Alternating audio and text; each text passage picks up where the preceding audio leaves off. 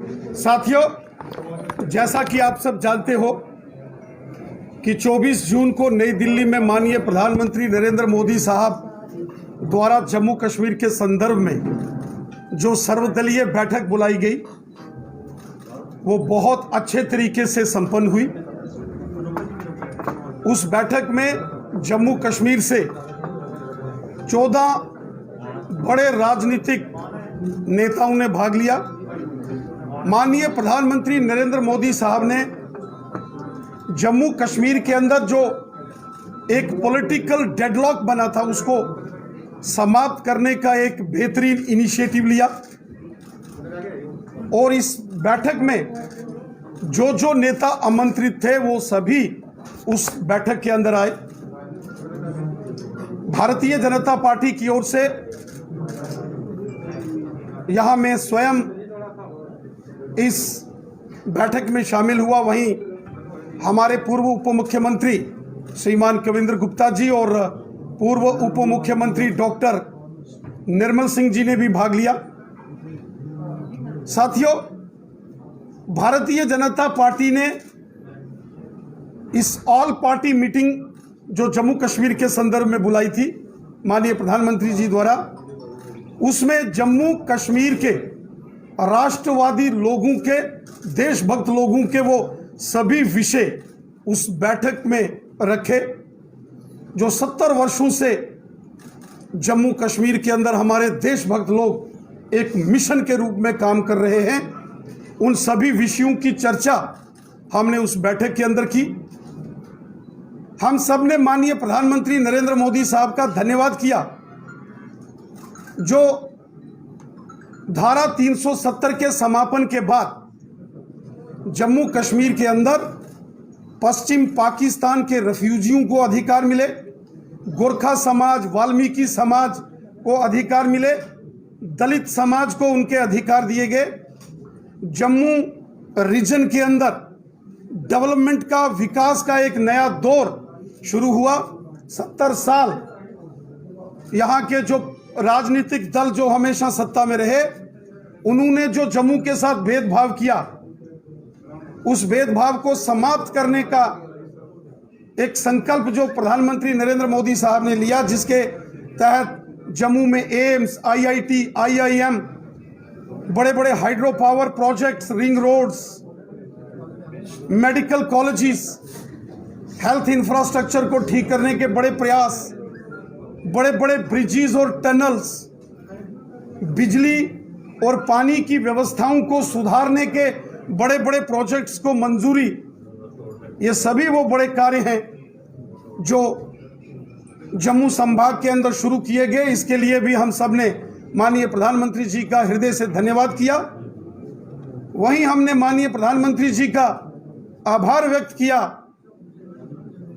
जो जम्मू कश्मीर की बेटियों को धारा 370 के समापन के बाद यहां अधिकार मिले। जम्मू कश्मीर के अंदर जो शेड्यूल्ड ट्राइब्स लोग हैं, गुजर बकरवाल, उनको राजनीतिक पॉलिटिकल रिजर्वेशन मिला। जो पहाड़ी समुदाय के लोग हैं, जो कि बहुत ही वतन परस्त पहाड़ी कम्युनिटी, रजौरी, पुंछ, बारामूला और कुपवाड़ा के अंदर जो बसने वाले लोग हैं, जो हमेशा हिंदुस्तान का तिरंगा झंडा बुलंद करके भारत माता की जय बोलते हैं, 70 साल यहाँ के अंदर राज करने वालों ने कभी उन पहाड़ियों की आवाज नहीं सुनी, कभी जम्मू के डोगरों की वो आवाज नहीं सुनी। और माननीय प्रधानमंत्री जी के प्रयासों का ये नतीजा है कि आज 108 से अधिक केंद्रीय कानून जो धारा 370 के चलते जम्मू कश्मीर में लागू नहीं थे, वो सभी कानून आज यहां लागू हो चुके हैं। आज चाहे वो राइट टू एजुकेशन एक्ट है, वो फूड सिक्योरिटी एक्ट है, वो जम्मू कश्मीर में लागू कर दिया गया है। आज anti corruption laws Jammu Kashmir के अंदर लागू हुए हैं, तो धारा 370 के टूटने के बाद लागू हुए हैं। 70 साल यहां प्रिवेंशन ऑफ करप्शन एक्ट लागू नहीं होने दिए, यहां इफेक्टिव कोई इंस्टीट्यूशंस नहीं बनाए गए कि करप्शन को कैसे खत्म करेंगे। लेकिन आज जब धारा 370 का समापन हुआ तो वो सभी एक्ट, वो सभी कानून जो देश के पार्लियामेंट ने बनाए हैं और भ्रष्टाचार विरोधी कानून हैं, वो जम्मू कश्मीर के अंदर लागू हुए। आज नेशनल ह्यूमन राइट्स कमीशन का ज्यूरिडिक्शन जम्मू कश्मीर में पहुंचा है। National commission for women, national commission for scheduled caste and scheduled tribes को जम्मू कश्मीर में एक्सटेंड कर दिया गया है। ये सारे ऐतिहासिक निर्णय धारा 370 के समापन के बाद हुए। हमने माननीय प्रधानमंत्री नरेंद्र मोदी साहब का हृदय से धन्यवाद किया जो पंचायती राज कानून को और उस सारी व्यवस्था को पूरे जम्मू कश्मीर के अंदर लागू किया गया।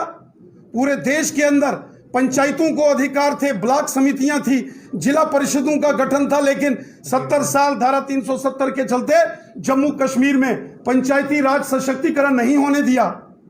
लेकिन आज जब मोदी सरकार आई और धारा 370 को समाप्त कर दिया गया, गांव गांव के अंदर काम करने वाले चुने हुए पंच और सरपंच बहुत अच्छे तरीके से अपने अपनी पंचायतों की, गांव की, वार्डों की डेवलपमेंट कर रहे हैं। बहुत अच्छे तरीके से बीडीसी के चेयरमैन, ब्लॉक समितियों के अध्यक्ष अपना कार्य कर रहे हैं और बेहतरीन तरीके से जो district development council DDC members जो जीते हैं, जो जिला परिषदों का गठन पूरे जम्मू कश्मीर के अंदर हुआ है, उसके लिए हम सब ने माननीय प्रधानमंत्री जी का हृदय से आभार व्यक्त किया। हम सब जानते हैं जो कैपेक्स बजट इस बार जिला परिषदों के माध्यम से जम्मू कश्मीर के अंदर जिसको अप्रूवल दिया गया है, वो पिछले तमाम कैपेक्स बजट से 4 गुना 5 गुना तक अधिक बढ़ाया गया है। इस सब के लिए हमने माननीय प्रधानमंत्री नरेंद्र मोदी साहब का हृदय से धन्यवाद किया। साथियों, जहां इस बैठक में सभी राजनीतिक दलों के नेताओं ने अपना अपना पक्ष रखा, भारतीय जनता पार्टी ने जम्मू कश्मीर के देशभक्त लोगों की एक मजबूत, सशक्त और बुलंद आवाज बनकर सारे विषय हमने इस सर्वदलीय बैठक के अंदर रखे।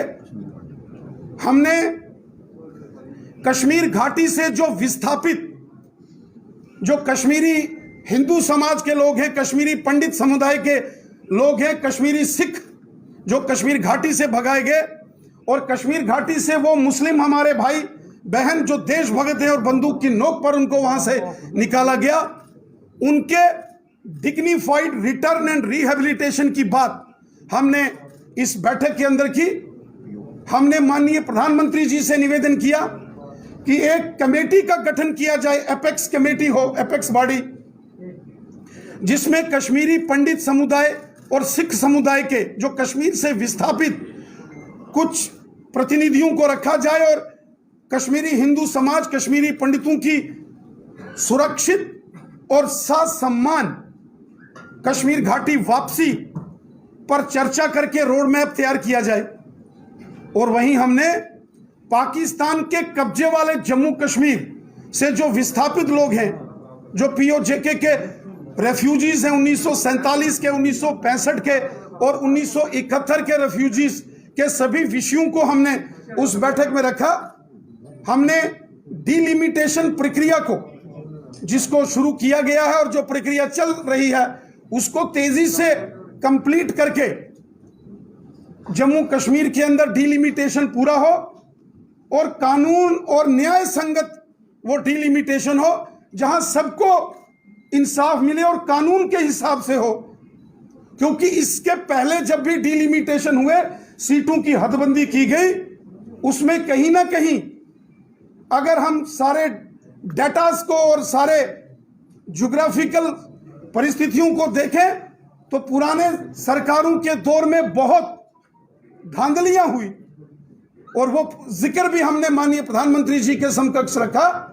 और हमने प्रधानमंत्री जी से निवेदन किया कि डिलिमिटेशन की प्रक्रिया अच्छे से संपन्न हो, डिलिमिटेशन कमीशन को जम्मू कश्मीर के हर वर्ग और व्यक्ति के साथ इंसाफ करना है। और वहीं हमने पाकिस्तान के कब्जे वाले जम्मू कश्मीर के लोगों के विषय में भी माननीय प्रधानमंत्री जी से निवेदन किया कि पाकिस्तान के कब्जे वाला जम्मू कश्मीर भी भारत का, हिंदुस्तान का हिस्सा है, जिसमें लद्दाख यूनियन टेरिटरी के साथ आने वाला गिलगित और बल्टिस्तान वो क्षेत्र भी है। ये सब भारत भूमि के भाग हैं, ये हिंदुस्तान के हैं, वो हमारी मातृभूमि के हिस्से है, जिसमें गिलगित, बल्टिस्तान, मुजफ्फराबाद, मीरपुर, कोटली, भिंबर, बाग, पलंदरी, देवा, बटाला और नीलम वैली जैसे क्षेत्र हैं। ये सारे भारत के क्षेत्र हैं, लेकिन वर्तमान में पाकिस्तान के नाजायज कब्जे में हैं। वहां के लोग हिंदुस्तान के नागरिक हैं, वो लोग भी इंडियन सिटीजन्स हैं, हमको उनकी भी चिंता करनी है। और जम्मू कश्मीर विधानसभा में जो 24 सीटें जो आरक्षित हैं पीओजेके के लिए, उसके विषय में जो 1947 में 1/3 ऑफ द पॉपुलेशन माइग्रेट करके जम्मू कश्मीर में आई है, इसी के प्रपोर्शन कुछ सीट्स पीओजेके के रेफ्यूजीज के लिए जो है वो रखी जाए।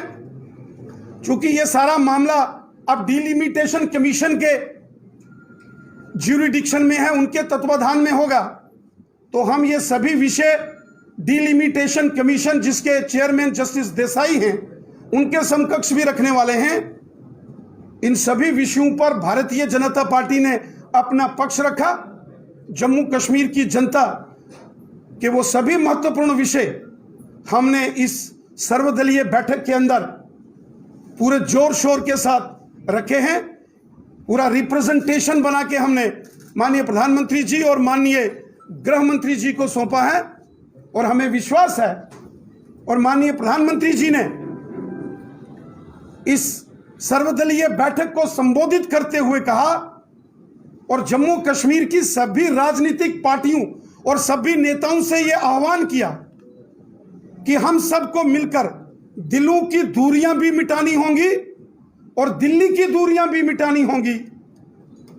माननीय प्रधानमंत्री नरेंद्र मोदी साहब ने कहा पूरा जम्मू कश्मीर उनके परिवार के जैसा है, और जम्मू कश्मीर का प्रत्येक नागरिक, प्रधानमंत्री जी ने कहा, उनके परिवार के सदस्य जैसे हैं।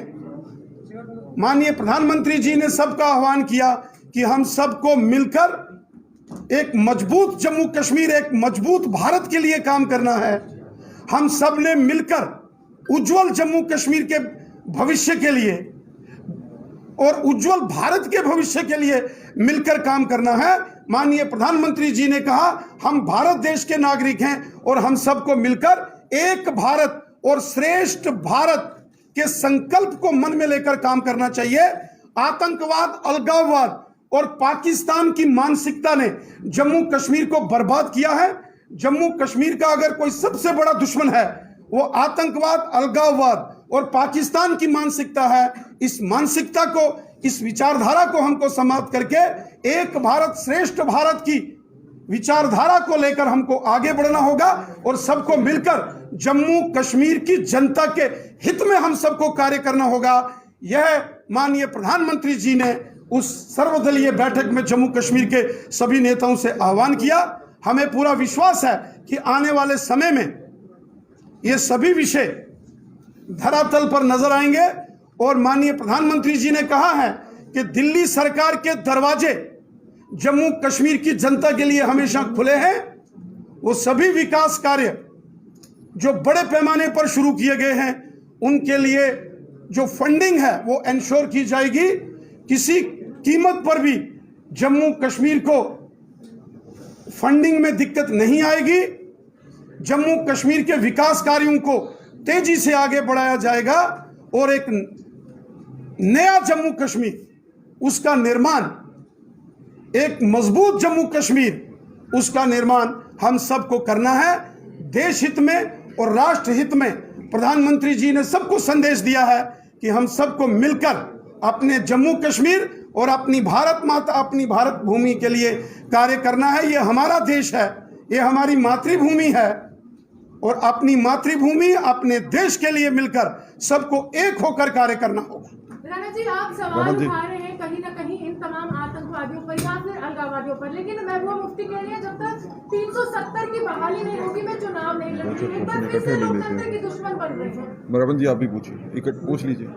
रविंद्र जी, फारूक अब्दुल्ला और उमर अब्दुल्ला दिल्ली से जब श्रीनगर पहुंचे हैं तो उन्होंने अपनी लाइन दोबारा चेंज कर दी है। उन्होंने कहा है कि राज्य में पहले जो है वो पहले स्टेटहुड रिस्टोर होना चाहिए, उसके बाद चुनाव और फिर डिलिमिटेशन की बात होनी चाहिए। माननीय प्रधानमंत्री जी की इस सर्वदलीय बैठक में जम्मू कश्मीर को पूर्ण राज्य के दर्जे के संबंध में भी चर्चा हुई, और इस विषय पर बोलते हुए हमारे देश के माननीय गृह मंत्री श्रीमान अमित शाह साहब ने स्पष्ट किया है कि जब धारा 370 पर पार्लियामेंट में चर्चा हो रही थी 5 अगस्त 2019 को, उस वक्त माननीय गृह मंत्री अमित शाह साहब ने कहा था कि जम्मू कश्मीर को अभी केंद्र शासित प्रदेश यूनियन टेरिटरी बनाया जा रहा है और भविष्य में जब जम्मू कश्मीर के हालात सामान्य हो जाएंगे, परिस्थितियां ठीक हो जाएंगी, तो जम्मू कश्मीर को पुनः राज्य का दर्जा बहाल किया जाएगा। और माननीय प्रधानमंत्री जी ने भी राष्ट्र के नाम जब अपना संबोधन दिया था, उन्होंने भी कहा था कि जब परिस्थितियां सामान्य हो जाएंगी तब जम्मू कश्मीर को राज्य का दर्जा बहाल कर दिया जाएगा। रही बात कुछ नेताओं की जो सर्वदलीय बैठक में थे और जिन्होंने कहा कि अगर जो धारा 370 के ख्वाब देखकर जी रहे हैं जो लोग, उनके लिए एक बात स्पष्ट है, जिस धारा 370 ने जम्मू कश्मीर में आतंकवाद, अलगाववाद और पाकिस्तान की मानसिकता को जन्म दिया और जिसके चलते लाखों बेगुनाह लोगों की यहां हत्याएं हुई, उस धारा ने जम्मू कश्मीर के लोगों को तकलीफें पहुंचाई हैं। उस धारा को पुनः स्थापित करना अब नेक्स्ट टू इम्पॉसिबल है। कयामत की सुबह तक धारा 370 अब वापस नहीं होगी। जो रजिस्टर्ड पॉलिटिकल पार्टीज हैं उनको अब इस चैप्टर से आगे बढ़कर जम्मू कश्मीर की जनता की भलाई के लिए सोचना चाहिए और जब भी चुनाव हो सबको चुनाव लड़ना चाहिए। चुनाव लड़ना भारत के संविधान ने सबको अधिकार दिया है और अगर चुनाव जब भी होंगे तो मैं उम्मीद रखता हूं कि वो उन सबको यह चुनाव लड़ना चाहिए। रविंद्र जी, आपने कहा कि माननीय गृह मंत्री ने कहा है कि समय आने पर जो है वो राज्य का दर्जा मिलेगा, लेकिन अब कश्मीर बेस्ड जो सेंट्रिक पार्टियां हैं वो पूर्ण राज्य का दर्जा मांग रहे हैं, जिसमें लद्दाख भी शामिल था, तो क्या वो भी शामिल होगा? भारत के पार्लियामेंट ने, हमारे देश के पार्लियामेंट में, राज्यसभा और लोकसभा में चर्चा के बाद जब इस बिल को सहमति मिली, उसके बाद हमारे देश के माननीय राष्ट्रपति महोदय ने हस्ताक्षर करके भारत के संविधान के मुताबिक लद्दाख को अलग केंद्र शासित प्रदेश घोषित कर दिया है। वहां के ऑनरेबल लेफ्टिनेंट गवर्नर अलग हैं, वहां की सारी व्यवस्थाएं अलग हो चुकी हैं। जम्मू कश्मीर अलग से यूनियन टेरिटरी है। इसलिए कुछ लोग जरूर अपनी पार्टी लाइंस पर बोल रहे हैं, लेकिन सच्चाई ये है कि अब लद्दाख अलग से केंद्र शासित प्रदेश यूनियन टेरिटरी है और जम्मू कश्मीर अलग से यूटी।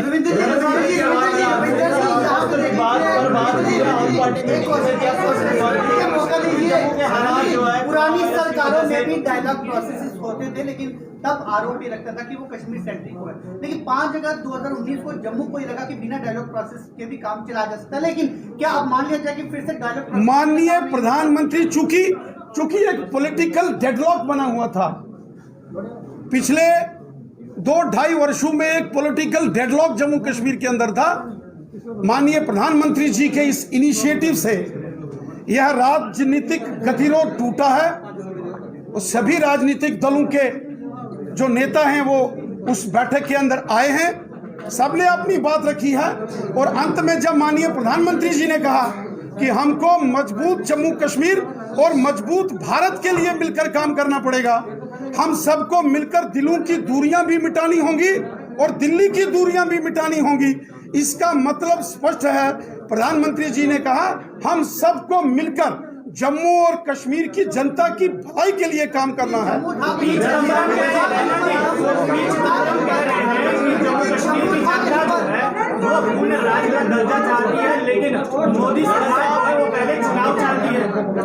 अब जो कांग्रेस के कुछ नेता हैं, पी चिदम्बरम हो या कुछ और नेताओं, वो उस बैठक में नहीं थे, लेकिन इस प्रकार के कांग्रेस के कुछ नेता हमेशा राष्ट्र विरोधी बयानबाजी करते हैं। कांग्रेस को इस प्रकार की राष्ट्र विरोधी जो है वो बातों से दूर रहना चाहिए और देश हित में कार्य करना चाहिए। जम्मू कश्मीर की बात करें, पहले नाम जम्मू का आता है, कश्मीर का आता है। जब भी सेंटर में कोई बात होती है तो मिशन कश्मीर के नाम पर होती है। जम्मू की बात कौन करेगा? कब बात होगी जम्मू कश्मीर? वो सभी विषय हमने चर्चा में लाए हैं जो हमने उस बैठक के अंदर उससे चर्चा में लाए। जम्मू से जो भेदभाव होता है वो कम होगा। अगर आप भी जानते हो परिसीमन जो है वो पॉपुलेशन के आधार पर मेजोरिटी पे होता है। 2011 का सेंसस जो है वो नजर में लिया गया है। तो आपको क्या लगता है कि जो आप भेदभाव की बात करते हैं वो कितना सेटल हो पाएगा? जो परिसीमन है, डिलिमिटेशन ऑफ असेंबली सीट्स, जिसके तहत जम्मू कश्मीर में नई विधानसभा की सीटों का गठन होगा, उसका एक सेट नॉर्म्स हैं। डिलिमिटेशन कमीशन के सामने एक कॉन्स्टिट्यूशनल प्रोविजंस हैं, उसको अपनाते हुए उनको काम करना है, जिसमें पॉपुलेशन एक कंपोनेंट है। उसके अलावा उस अलग अलग क्षेत्रों की रोड कनेक्टिविटी कैसी है, एक्सेसिबिलिटी कैसी है, टोपोग्राफी कैसी है, एक्सट्रीम हिलीज हैं या कम हिली एरियाज हैं, टेरेन कैसा है, वहां के अंदर बेसिक जो फैसिलिटीज हैं, health facilities, school educational facilities, उनकी क्या व्यवस्थाएं हैं। ऐसे अनेक पैमाने हैं जिनके आधार पर वह रिपोर्ट डिलिमिटेशन कमीशन ने तैयार करनी है। उसमें पॉपुलेशन एक कंपोनेंट है, लेकिन अन्य 4 कंपोनेंट भी बहुत महत्वपूर्ण हैं, जिनको लेकर वो डिलिमिटेशन कमीशन अपना सभी विषयों को करेगा। कश्मीर पर चर्चा हुई है, जम्मू की बात ही नहीं। वो भी बोले हैं, उन्होंने भी अपना पक्ष रखा है, हर एक ने अपना पक्ष रखा। स्वास्थ्य विभाग को लेकर कोई बातचीत की है माननीय प्रधानमंत्री मोदी? स्वास्थ्य विभाग की मैं आप सबका हृदय से धन्यवाद करता हूं।